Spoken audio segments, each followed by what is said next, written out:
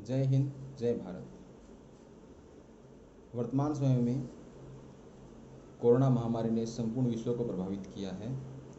इससे ना कि भारत ही बल्कि दुनिया के बहुत बड़े बड़े शक्तिशाली देश भी इससे प्रभावित हैं।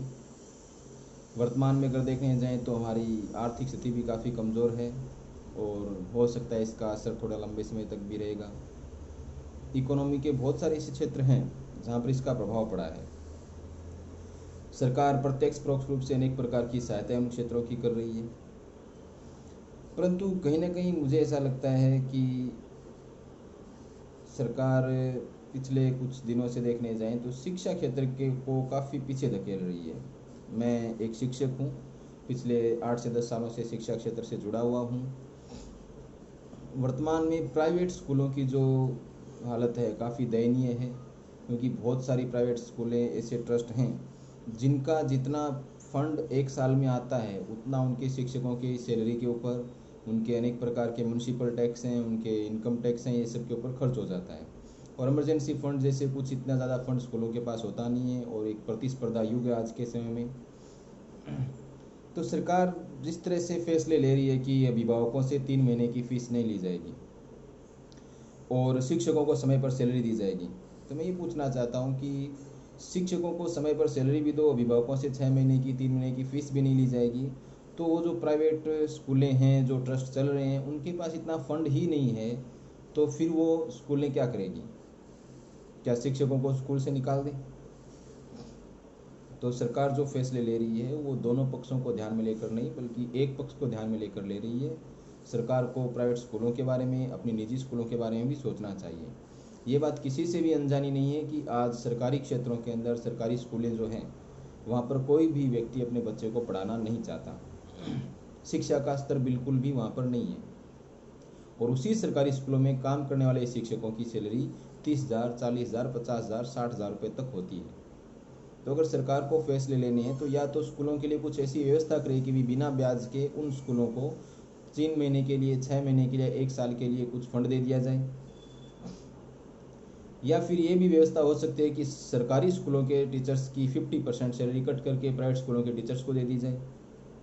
हाँ, सरकार ऐसा बोलती है कि प्राइवेट स्कूलों के पास करोड़ों रुपए हैं, बहुत फंड है, बहुत अच्छी इनकम है, तो मैं सुझाव देना चाहूँगा कि हमारे डिपार्टमेंट के, गवर्नमेंट के डिपार्टमेंट के बहुत सारे ऐसे अधिकारी हैं जो अगर काम ना हो तो वो इन स्कूलों का ऑडिट करवा सकते हैं। जिन स्कूलों के पास करोड़ों रुपए है वो 6 महीने की क्यों, 1 साल की फ़ीस उनसे माफ़ करवाओ, परंतु जो स्कूलें मात्र फीस के आधार पर ही चल रही है, उतना ही वो खर्चा ट्रस्ट के ऊपर हो जाता है, वो स्कूलें आने वाले 1 साल तक कैसे सर्वाइव कर पाएगी? बात रही शिक्षक की, शिक्षक क्या कर रहे हैं, प्राइवेट स्कूलें अभी क्या कर रही है, लॉकडाउन है, बच्चे तो स्कूल में नहीं आ रहे। मैं ये बोलना चाहूँगा, 22 मार्च को लॉकडाउन हुआ था, उस दिन से अप्रैल में हमारी एग्ज़ाम आने वाली थी। 22 मार्च से लेकर आज तक जो शेड्यूल स्कूल में रहता था उसी शेड्यूल के हिसाब से बच्चों को ऑनलाइन क्लास दी जा रही है, बच्चों को फीडबैक लिए जा रहे हैं पूरे, उनको वीडियो कॉलिंग पे पढ़ाया जा रहा है, एक एक बात का बहुत अच्छे से बारीकी से ध्यान रखा जा रहा है। शिक्षकों जो हैं वो अपने घर में अपने परिवार को वक्त ना देकर वही 8 से 10 घंटे ऑनलाइन क्लास में दे रहे हैं, ये बात भी किसी से छुपी नहीं है। तो मैं इस सरकार से यही दरख्वास्त करूँगा, गुजरात सरकार से, माननीय मुख्यमंत्री श्री विजय भाई रूपाणी से, कि वो इस तरह के बेबाक सुझाव ना दें कि प्राइवेट स्कूल फीस माफ़ कर दे और शिक्षकों को सैलरी दे। अगर ऐसा नहीं करेगी तो उनके ऊपर कार्रवाई की जाएगी। तो इस तरह का अन्याय देश में समानता का अधिकार होते हुए नहीं हो सकता। आप दोनों पक्षों का ध्यान रखिए, दोनों पक्षों को सोच समझ कर फैसला लीजिए। बहुत सारी निजी स्कूलें हैं सर जो अपने सिर्फ फीस के दम पर चल रही है, उनके पास कोई फंड नहीं है, मात्र 500-700 बच्चे लेकर जो स्कूलें चल रही है, उनकी फ़ीस अगर 6 महीने तक नहीं आएगी तो वो स्कूलें 6 महीने तक सर स्कूल के शिक्षकों को सैलरी नहीं दे पाएगी, वो अनेक प्रकार के कर हैं, टैक्स है, वो नहीं भर पाएगी। तो मेरा माननीय मुख्यमंत्री से यही अनुरोध है कि वो इस बातों पर गौर करें। दूसरा मेरा संदेश अभिभावकों से भी है। लॉकडाउन होने के बावजूद भी हमारे कुछ ऐसे खर्चे हैं जो अभी भी चल रहे हैं। हम शिक्षा को, भारत में शिक्षा की स्थिति इसलिए बदतर हो चुकी है क्योंकि हम शिक्षा को महत्व नहीं देते हैं। हमारे टीवी में कलर्स है, स्टार प्लस है, दुनिया भर के हमें चैनल चाहिए जिसका अच्छा खासा सब्सक्राइबर चार्ज लगता है। नेटफ्लिक्स चाहिए, अमेज़ोन चाहिए, मोबाइल के अंदर नेट चाहिए, वो सारी चीज़ें हम महीने टू महीने करवाते हैं और किसी से कोई शिकायत नहीं करते। शिक्षा आपके बच्चे को संवारती है, आपके बच्चे का भविष्य बनाती है। तो ऐसे खर्चों को हमें एक जिम्मेदार अभिभावक होने के नाते स्कूलों में जाकर, हाँ कोई बात नहीं, अगर आपको वित्तीय समस्या है तो ट्रस्ट स्कूलें उसका समाधान करेगी। आप पर्सनली व्यक्तिगत रूप से उनसे मिलें, बात करें।